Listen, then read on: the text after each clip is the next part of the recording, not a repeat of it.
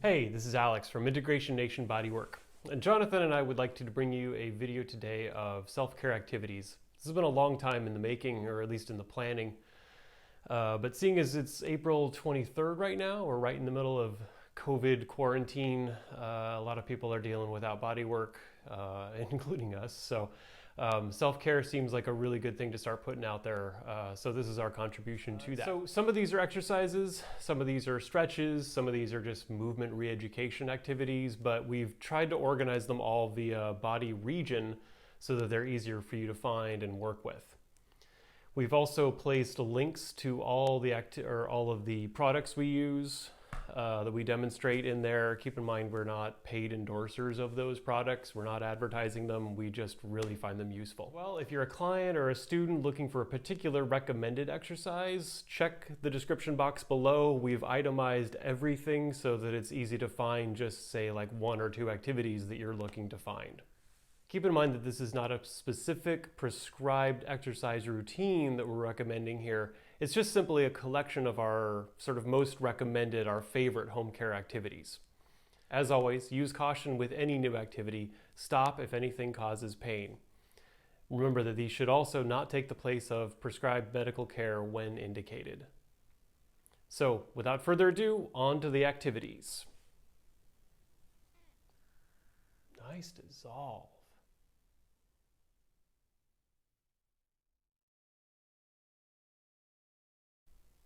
Here we have static extension. The idea behind this one is that we need to bring more extension to our spines a lot of the times. The discs tend to want to slide backward when they get out of place, so this helps keep the spine in a little more neutral alignment. A lot of our spines spend too much time in flexion. Essentially, as we sit, we tend to bend forward, so this helps relax the abdomen and let the back ease forward into this extension. You want to think about keeping your hips a little forward of the knees and the torso, the thorax, let it sink in between the shoulder blades. Really just let the spine relax into extension. And here we have cat-cow or cat-dog. These are really typical yoga exercises, but they're great for getting the spine moving. When we get flexion and extension in our spines, we're essentially moving through most of our range. So really living into each part of the spine as we're doing this, being very mindful to go into full flexion and then full extension. As you do this, think about each segment of your spine. Think about your neck. Think about the very low part of your back, the sacrum. Are you getting each segment in between moving? And here's a variation of cat-cow or cat-dog, bringing movement into lateral flexion so we get some side-to-side movement of our spine. Here you can see it from side to side, and then we'll move into the upper view so you can see how much it's moving from side to side. The same idea applies as with flexion extension. What we'd like to get is full range across the entirety of the spine. So as you're going back and forth, it's not a mindless sort of waggle back and forth. You really want to be thinking about moving each segment. If you can try to visualize each vertebrae as you're moving, that's really what we're after. And here's what I call the full rotisserie. I don't remember where I eventually learned this, but you're essentially taking flexion and extension, moving it into side-to-side movement and putting them all together. So you have this broad rotational movement, and this is the order that I usually do them in: flexion, then flexion, extension, then side to side. And then as that gets moving pretty well, I move into this to see what kind of three-dimensional movement I can make happen. And certainly when you're doing this, make sure you go both directions. So this is a back roll down. If you've been to my practice, you've probably had me guide you through one of these. It's a great way to activate and engage the transverse abdominis, which you see me touching my belly there to make sure I'm doing.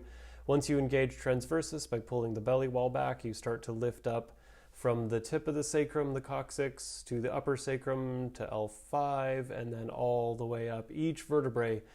The idea is to feel yourself moving all the way through the entire spine, all the way up to about C7 or so, and then slowly roll yourself back down. The inchworm. Watch as I move each segment of my spine up. I first lift the head, then the neck, then the thoracic, now the lumbars and the sacrum. And then essentially doing the same thing back up. Lift the sacrum, lift the lumbars, lift the thoracic, lift the neck, lift the head, and place it back down. The idea with this technique is that we are individuating and coordinating all the different segments of the back. Ideally, we'd get every single vertebrae moving next to the one next to its neighbor.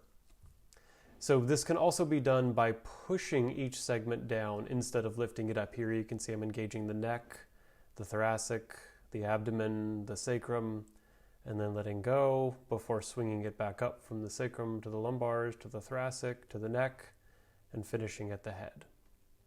And then relaxing between each round. So we want to situate ourselves for this with one hand on the rib cage and one hand on the belly. And we want to focus at first at breathing just into the belly and not into the rib cage. Many people's abdomens are very tight and they have a hard time relaxing the abdomen enough to breathe into it. So sometimes this in and of itself is the main exercise. Now we transition to breathing into just the rib cage without breathing in the belly.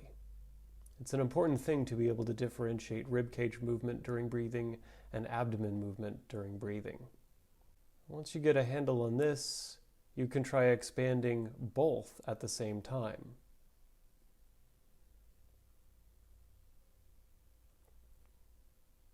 This way you can get a full integrated breath between and utilizing all aspects of the breath capacity in the abdomen and the rib cage. And once you get the idea of this, it's good to just relax and breathe normally. We've just created more movement for the rib cage and for the abdomen, and we need the brain to realize that and to start utilizing all of that space.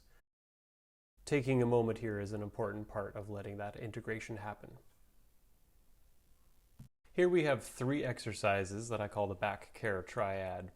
We begin with static back, we'll move on to the supine groin release, and then we'll finish with a wall sit. And I do recommend doing them in that order. They're no substitute for body work, but these 3 exercises have definitely gotten me through some rough times with my back. Here we have static back. Static back, the idea is we're just letting gravity realign the spine. So you don't necessarily have to use an ottoman like I have here. You can use a dining room chair or something like that, just enough so that your hips and your knees are about 90 degrees. And the goal with this is just relaxation. Just let gravity pull your spine into a better alignment. Supine groin release. This is a great one for anybody who's got, like me, psoas related low back issues. Again, just like static back, it allows gravity to pull the psoas back, to relax it, to pull the femur and the hip back. So what we're doing here is we need one leg up, hip at 90 degrees, knee at 90 degrees. The active leg, the leg actually getting the release, is the straight one. In order so that it really best affects the muscles we're looking for, we should keep the foot pointed toward the ceiling, which is why I have a body wheel at my foot to keep my foot pointed straight at the ceiling. Patience is definitely a thing with this release. It will often take 10, 15, 20 minutes to fully let gravity ease your hip back out. And you'll want to do this with both legs, though usually one leg needs it more. You'll discover this with time and practice. Wall sit. These can be done at a variety of different levels, starting a little higher up. Basically, the higher you put your hip, the easier it's going to be. So if you're just new to this, try it like I'm doing it right here, a little bit higher up on the wall. As you get stronger, you can lower yourself down. Don't be concerned about being with your hips and your knees at a perfect 90-degree angle. The idea here is that we are re-engaging the quadriceps, and we're using that contraction to push the hips as evenly as possible against the wall. So we're essentially using our own muscular contraction in our legs to be able to relax and ease and even out the tone in the back and the hips. And it doesn't take long in wall sit to get the effect. You can actually feel this happening. So it doesn't have to be, one of these 8-minute endurance wall sits to be effective. We're not looking for a great deal of strengthening. What we're looking for is re-engagement and body positioning to allow the hips and the back to even out their tone. You can usually feel this happening as you press against the wall. And as soon as that starts to happen and you feel your back easing and shifting and releasing into the wall, that's how you know you're done. Oftentimes, it only takes 15, 20, maybe 30 seconds in a wall sit for this to happen. Foam rollers come in all kinds of shapes and sizes. In the middle is the standard 6-inch by 3-foot foam roller. There's also a shorter version, which is great for travel. But they also make softer foam versions, which are great for when things feel too acute or sensitive for the firm foam roller. One way to use a foam roller is to put it lengthwise. Just make sure you're careful getting onto it, roll yourself out, keep your hip centered, your back centered, your head centered, and the idea here is we're just letting gravity pull the chest open, pull the hips out and even them, pull the rib cage down, just letting gravity work for us here. You can see my arms slowly getting closer to the ground as it's opening the chest. We're keeping the arms at about a 90-degree angle to let this happen. Once you get a certain amount of opening, it can be really nice to move your arms, sliding them on the ground if you have the flexibility. If not, work toward that. Sliding them on the ground through their full range of motion, looking for any hitches, any subtle movements that aren't happening.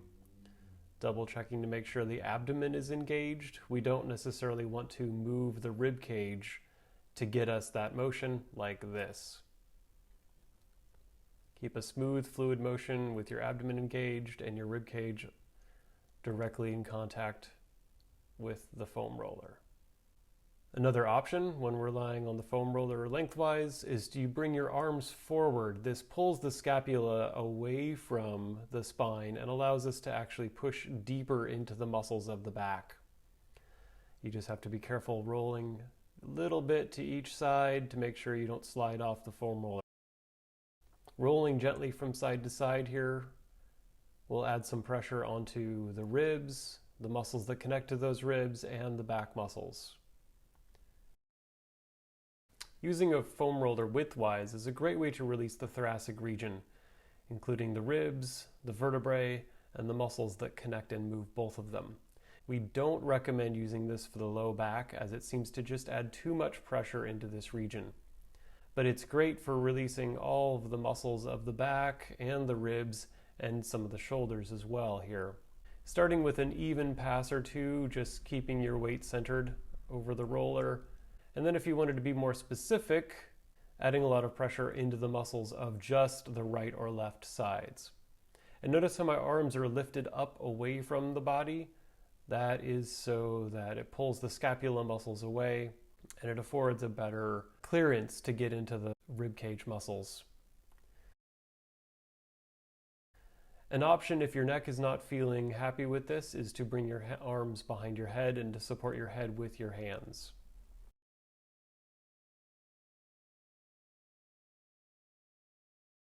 The great thing about the body wheel is that it does have a broad, wide surface and it has a groove right through the center, which is perfectly spaced so that your spinous processes can fit into that. This allows you to get deeper pressure into the deep spinal muscles that run along each side of the spine. When using the body wheel in flexion, we want to pull our arms forward to pull the scapulas forward away from the deeper muscles.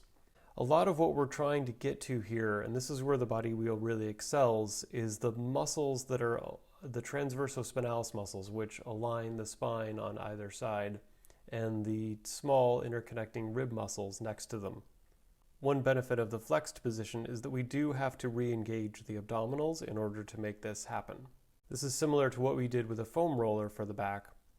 However, we have found with caution you can also use this on the lumbar spine. You just don't want to apply too much pressure to the lumbar spine. When rolling out with the body wheel, we don't recommend going any higher than about C7. You definitely don't want to roll out your neck with this. The idea here is to find the tender spots, to find the areas that don't seem to want to have a lot of give to them, and just rest into them, pushing just enough to challenge the tissue to let go. Spend a little bit of time in each of those spots until they feel more comfortable, more ease, and more movement. An option if your neck is not feeling happy with this is to bring your arms behind your head and to support your head with your hands. The way to use the body wheel is to encourage extension into the thoracic spine. We spend a lot of times with our backs bent forward, so it's nice to be able to balance that equation a little bit. Take your time getting on the body wheel, make sure you're situated in a solid way, and then just allow your spine to conform to the shape of the body wheel as best it can. Take your time, really let the ribs, the thoracic spine, just close in the back and open in the front as you relax over the body wheel. The Franklin mini roll is a useful little tool. It usually arrives like this, deflated, and that's perfect because it creates a groove right here for the spinal bones to fit right in as you roll across it.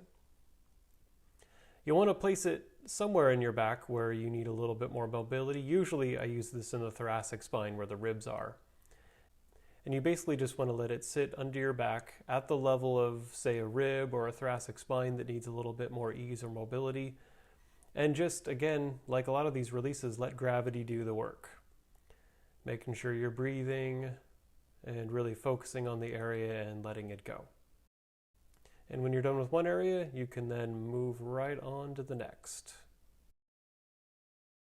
This is useful to do along the entire thoracic spine.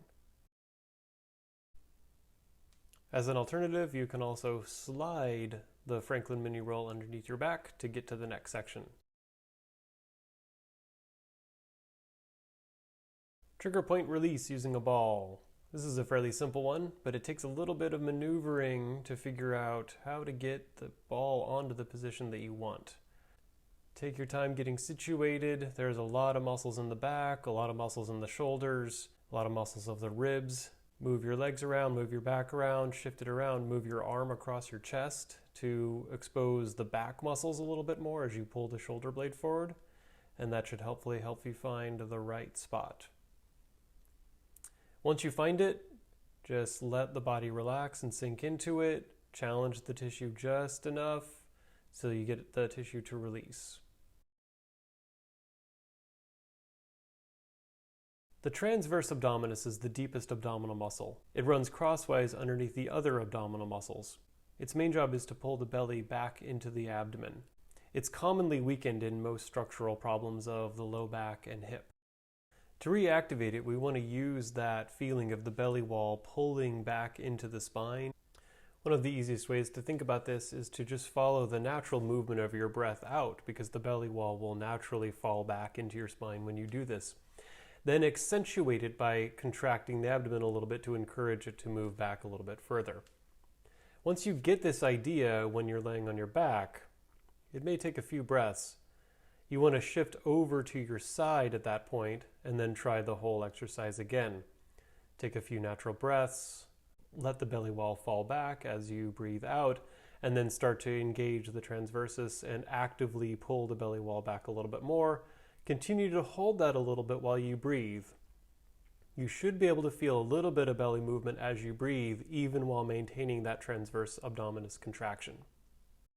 Once you get the idea with the side, move to all fours. This is a little bit more challenging because the gravity wants to pull the belly wall down to the floor, away from the spine. So it takes a little bit more focus and concentration to be able to find it in this position. Ideally, we want our work to be able to feel the transverse abdominis contraction at all times.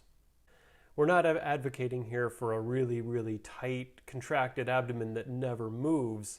We just want to re-educate that muscle that it can fire on a more regular basis.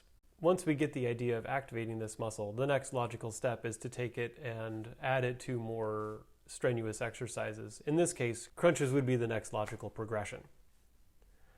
In doing this, make sure you fire the transversus first so that it's engaged the entire time you're doing these crunches. And I like to support the head with the hands, making sure the scapulas are engaged and pulled down while we do this. Notice that there's not a lot of movement here, and you don't really need a lot of movement. The idea is we're reactivating, we're retraining muscles. Think of it as we're not retraining the muscles so much as we're retraining the brain. And a variation on this one is to put a ball between the legs and give it a gentle squeeze so that you reactivate your adductors at the same time. Otherwise, the procedure is the same.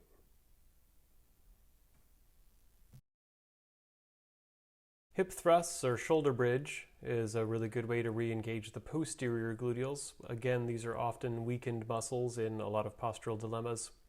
Make sure you're firing the transverse abdominis to get started and then keep that engagement the entire time, and then more or less keep your back straight and push your hip up until it's in alignment with your back and your knees, and then back down. Frog ab crunchers are one of my favorite exercises. They reactivate the gluteals, the abdominals, and a lot of the shoulder stabilizing muscles like serratus anterior all at once. When doing this reactivation exercise, you want to contract the gluteals to hold your legs out to the side. As well, you want to pull your shoulder blades together and downward to help reactivate the shoulder stabilizing muscles. Then you just lift up into a slight crunch and back down. Again, there's not a lot of motion to this one because remember, we're trying to retrain the brain, not necessarily the muscles. This is a really simple yet effective exercise for activating the serratus anterior muscle. It runs right along the side of the rib cage here, but it's mostly hidden by the shoulder blade, which attaches to underneath and behind near the back. What we want to do here is push the hands gently, at least at first, into the floor right about the level of your head. As you push into that, it forces the serratus anterior to fire, which will pull the scapula forward, and you should be able to feel this contraction along the side of the rib cage. This is another exercise that you don't have to be pushing very hard to make it work. Again, we are retraining the brain, not necessarily the muscles. Kneeling arm circles, so deceptively simple. So the kneeling arm circles can really burn through the shoulders, but the point of this exercise is actually not as much the strengthening re-engagement of the shoulders as it is retraining the transversus and the hip muscles to maintain coordinated posture and hold. So you want to make sure that your transversus is engaged, you want to make sure that your hip is level. Oftentimes this means contracting the glutes before you pull the shoulder blades together and down and then do the arm circles. Ideally, you want these arm circles centered at the level of the shoulder. Arm circles can be done forward and backward as you see here. The Chi machine is a great tool that I often recommend for clients that have a hard time relaxing, especially when moving legs or arms or the head around. You can see that as it jostles the legs back and forth, the hips, the spine, the head, they all have to move in concert with that. It has a variable speed motor so that you can change how fast it moves back and forth, so you can find your sort of sweet spot. Jostling tends to relax muscles and mobilize joints.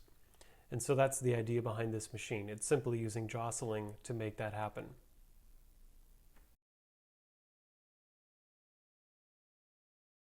Here's an inexpensive solution for working on your back.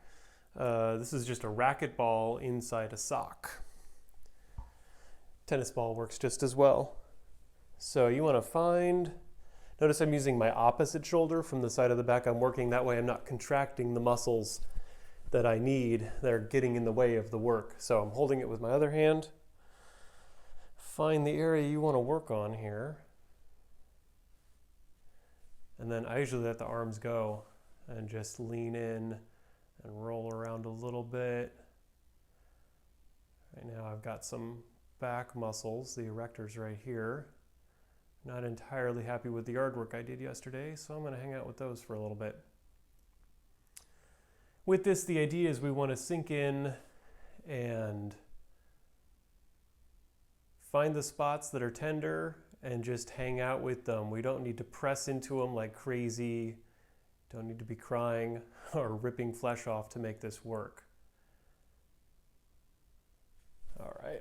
I got that one cleared out. We just want to press into it enough